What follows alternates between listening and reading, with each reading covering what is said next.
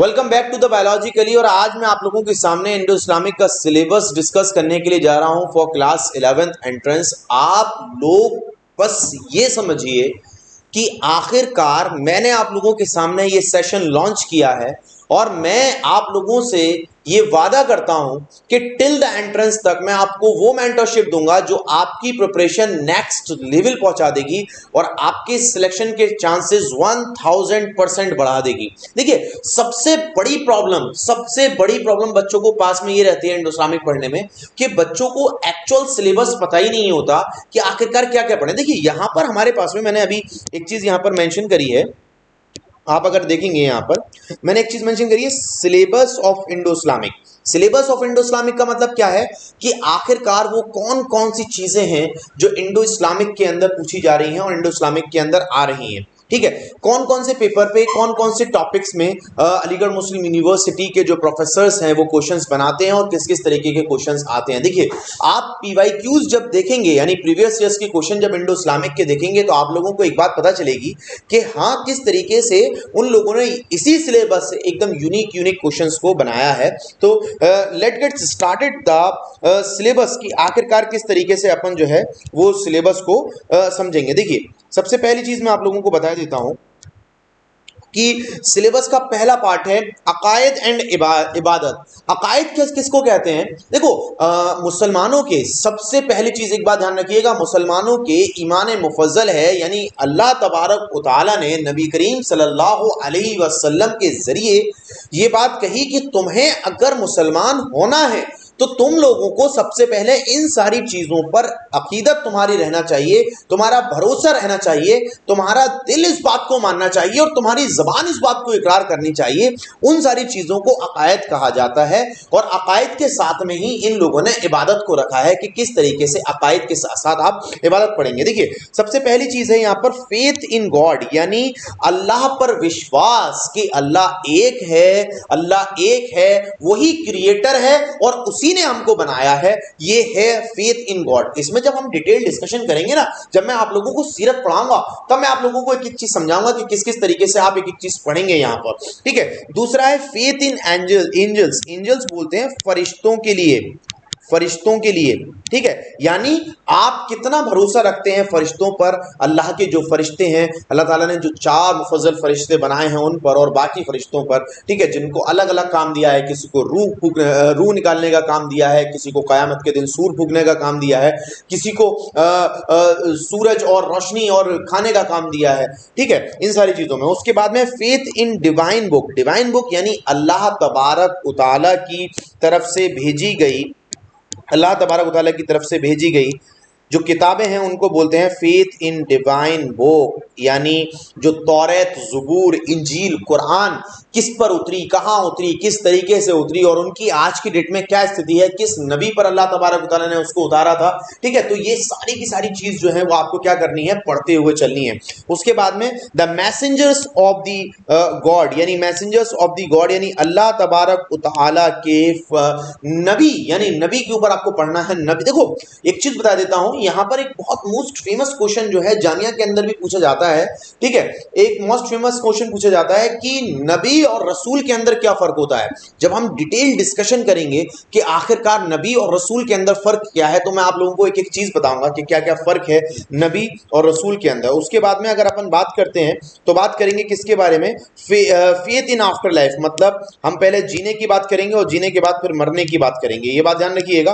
ठीक है, पहले हम जीने की बात करेंगे कि भाई हम सबसे पहले जिएंगे, उसके बाद मर जाएंगे और मरने के बाद दोबारा उठेंगे। ये ईमान मुफज्जल का एक हिस्सा है। उसके बाद में दोनों चीजें मैंने यहाँ पे क्रिएट करी हैं, यानी आफ्टर जिंदगी के बाद भी एक जिंदगी मौजूद है जो अल्लाह तबारक व तआला ने रखी है और हम दोबारा बनेंगे और हमारी किस्मत यहाँ पर मौजूद है। तो ये 7 चीजें हैं जो ईमान मुफज्जल के अंदर आती हैं, जो ईमान मुफज्जल कहते हैं। और इबादत के अंदर रोजा, नमाज, हज, ज़कात, ये सारी चीजें इबादत के अंदर पूछी जाती हैं। तो यहाँ पर अपन मेंशन करते हैं।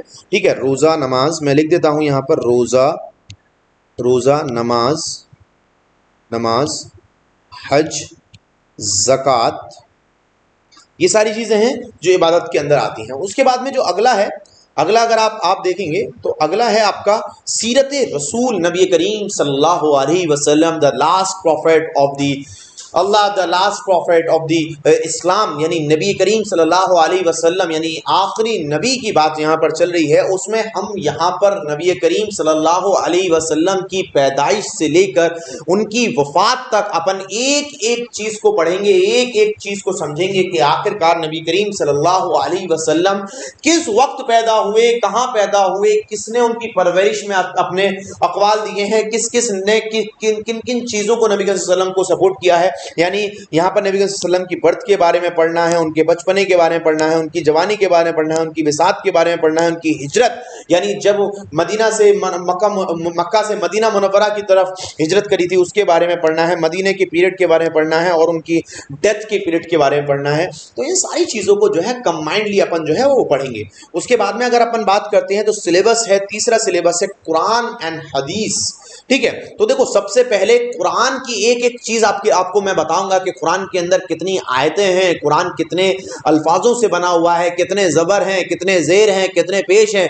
क्योंकि अल्लाह तबारक व तआला ने फरमाया था कि जब कुरान को बनाया था तो नबी करीम सल्लल्लाहु अलैहि वसल्लम से कहा कि हम इस कुरान की हिफाजत की जिम्मेदारी लेते हैं, हम इस कुरान की हिफाजत की जिम्मेदारी लेते हैं। तो इसीलिए एक एक चीज हमारे पास जैसी नबी करीम सल्लल्लाहु अलैहि वसल्लम के जमाने में थी वैसी अभी मौजूद है। ठीक है, तो सबसे पहले क्या है, इंट्रोडक्शन टू द कुरान है, यानी नबी करीम सल्लल्लाहु अलैहि वसल्लम की जो किताब है, ठीक है, जो हमारी किताब है उसके बारे में अपन पढ़ेंगे। उसके बारे में हिस्ट्री पढ़ेंगे कि कुरान का रिवीलेशन किस तरीके से हुआ, किस तरीके से कुरान जो है वो उतरा है। उसके बाद में कॉम्प्लिकेशंस पढ़ेंगे, कॉम्प्लिकेशंस पढ़ेंगे कि क्या क्या कुरान के हैं। उसके बारे में इंट्रोडक्शन टू द हदीस, हदीस किसे कहा जाता है और हदीस की बड़ी किताबें कौन कौन सी हैं जिसको स्याए सत्ताह कहा जाता है, ये बात आप लोगों को मालूम होगी, जिसमें सही बुखारी, मुस्लिम, तिरमिजी, अबू दाऊद जैसी किताबें आ जाती हैं। उसके बाद में अगर अपन बात करते हैं तो बात करेंगे हिस्ट्री ऑफ मुस्लिम्स। ठीक है, history of Muslims in India, यानी इंडिया के अंदर मुसलमान ऐसे नहीं आए हैं, उनके बहुत बड़ी एक हिस्ट्री है मोहम्मद गौरी से लेकर यहाँ तक। लेकिन आपको क्या आपके सिलेबस में डिस्कस करना है ये बात मैं आपको बताऊंगा कि किस तरीके से अराइवल हुआ है इंडिया के अंदर मुसलमानों का, बिगिनिंग किस तरीके से हुई दिल्ली सल्तनत की, मुगल एम्पीरियर क्या है, यानी मुगलिया सल्तनत से बहुत ज्यादा ये लोग क्वेश्चन पूछते हैं, तो ये बात आप लोगों को समझनी है कि मुगलिया सल्तनत क्या कहती है। उसके बाद में contributions of the Muslim in the Indian national movements, आज़ादी में और इंडियन नेशनल मूवमेंट्स के अंदर मुसलमानों का क्या क्या कॉन्ट्रीब्यूशन रहे हैं, ये चीज़ अपन पढ़ेंगे। उसके बाद में अपन बात करते हैं फेमस रूलर्स के बारे में कि इन लोगों ने अलग अलग राजाओं के, अलग अलग साम्राज्यों के रूलर्स भी इन लोगों ने यहाँ पर डिस्कस करने के लिए कहा है, जैसे कि कुतुबुद्दीन ऐबक हैं, गयासुद्दीन बलबान हैं, अलाउद्दीन खिलजी हैं, फिरोज शाह तुगलक हैं, जहीरुद्दीन बाबर हैं, शेर शाह सूरी हैं, जलालुद्दीन अकबर, बादशाह जलालुद्दीन मोहम्मद अकबर की यहाँ पर बात चल रही है जो मुगलिया सल्तनत से ताल्लुक़ रखते हैं। औरंगजेब आलमगीर भी मुगलिया सल्तनत से ताल्लुक़ रखते हैं। हैदर अली के बारे में पढ़ेंगे, टीपू सुल्तान के बारे में पढ़ेंगे और आखिरी मुगलिया सल्तनत के बादशाह बहादुर शाह जफर के बारे में भी अपन पढ़ेंगे। उसके बाद में बात करते हैं Muslim cultures in India, famous Sufis and उलमा। देखो सूफियत के बारे में यहाँ पे क्वेश्चन एक्चुअली यहाँ पर दिया गया है और सूफियत के बारे में यहाँ पर अच्छे खासे क्वेश्चन जो है प्रीवियस ईयर्स में पूछे गए हैं सूफियत से रिलेटेड। ठीक है, तो जो सूफी लोग होते हैं, ठीक है, उसके बारे में बात करेंगे तो ख्वाजा मोइनुद्दीन चिश्ती रहमतुल्लाह अलैह, जिनका मज़ार मुबारक जो है अजमेर के अंदर मौजूद है, बाबा फरीद गंज शकर के बारे में पढ़ेंगे, बाबा ख्वाजा निज़ामुद्दीन औलिया के बारे में पढ़ेंगे, शेख अहमद शरिंदी के बारे में पढ़ेंगे, शाह वलीउल्लाह के बारे में पढ़ेंगे। उसके बाद में सर सैयद अलैहि रहमा के बारे में पढ़ेंगे, मौलाना शिबली नोमानी साहब के बारे में पढ़ेंगे, मौलाना मोहम्मद अली जौहर के बारे में पढ़ेंगे और मौलाना अबुल कलाम आज़ाद के बारे में यहाँ पे एक एक चीज़ हम आप लोगों को पढ़ाएंगे। मैं टॉपिक वाइज, देखिए मैं आपको पढ़ाने का पैटर्न बता देता हूँ, मैं कुछ चीज़ें आपको शॉर्ट वीडियोस के अंदर समझाऊंगा और कुछ चीज़ें मैं आपको लॉन्ग वीडियोस के अंदर समझाऊंगा और यहाँ पर मैं अच्छी खासी प्रैक्टिस आपको in the form of the videos जो है वो मैं शॉर्ट क्वेश्चंस के बिहाफ पर करा दूंगा। उसके बाद में बात करते हैं फेमस मॉन्यूमेंट्स की, यानी वो इमारतें जो कहीं ना कहीं मुसलमानों से ताल्लुक रखती हैं, जैसे कि गोलकंडा मॉन्यूमेंट्स होते हैं, कुतुब मीनार है, रेड फोर्ट है, ताजमहल और जामा मस्जिद। दिल्ली की बात चल रही है, यहाँ पर दिल्ली जामा मस्जिद की बात चल रही है।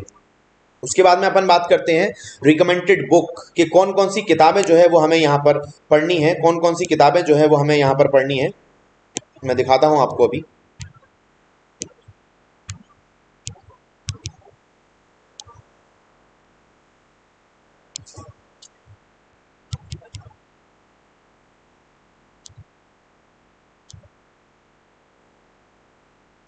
देखिए सबसे पहले मौलाना मौदूदी की किताब है जिसको रिसालत दीनियात कहा जाता है, आपको वो किताब के बारे में पढ़ना है। गाजी ज़ैनुल आबिदीन यानी तारीख़ मिल्लत में के बारे में मैं आपको बताऊंगा। सदरुद्दीन इस्लाही यानी कुरान का तारुफ जो सदरुद्दीन इस्लाही साहब ने कहा है वो उसके बारे में बताएंगे। मौलाना फ़ारूक ख़ान हदीस का तारुफ के बारे में बताऊंगा। टेक्स्ट बुक ऑफ हिस्ट्री यानी 9th एंड 10th के बारे में मैं आपको बताऊंगा। उसके बाद में है शेख इकरम अब कौसर यानी मौज कौसर और रूद कौसर के बारे में अपन यहाँ पर डिस्कस करेंगे। देखिए, सबसे पहली चीज आप लोगों को एक रखनी है कि अपना विजन किस तरह क्लियर रखना है। जितना जरूरी सिलेक्शन के लिए आपका पढ़ना है, उससे ज्यादा जरूरी सिलेक्शन के लिए आपकी स्ट्रेटजी है कि आप किस स्ट्रेटजी के साथ में काम कर रहे हैं। अगर आपके टाइम के हिसाब से मैं बताऊं तो लगभग आपके पास में 2 महीने कुछ दिन है, जिसमें से ईद के दिन भी आपको थोड़े से निकालने पड़ेंगे। मैं रिकमेंड करूंगा कि आप जो है अगर इस साल ईद पे थोड़ी सी कम एंजॉयमेंट कर लेंगे या थोड़ा सा कम अपने दोस्तों से अपने अहल वयाल से अगर मिल लेंगे तो कोई प्रॉब्लम नहीं होगी। लेकिन 2 साल के लिए अलीगढ़ मुस्लिम यूनिवर्सिटी के अंदर एनरोलमेंट और उसके बाद में जो शाही जिंदगी आप लोगों को मिलने वाली है, बस देखिए रहमत के साथ में अल्लाह की, बस दुआ करिए अल्लाह ताला की रहमत आपके ऊपर आए और बेहतरीन तरीके से पढ़ते चले जाइए। बहुत अच्छे तरीके से आपको मेंटरशिप देने के लिए मैं तैयार हूं। बस आपको एक काम करना है कि आपको पढ़ना है भाई, ये बात ध्यान रखिएगा, बिना पढ़े स्ट्रेटेजिकली आपको पढ़ना है किसी भी सूरत हाल में। ठीक है, इंशाल्लाह हम सिलेबस को स्टार्ट करेंगे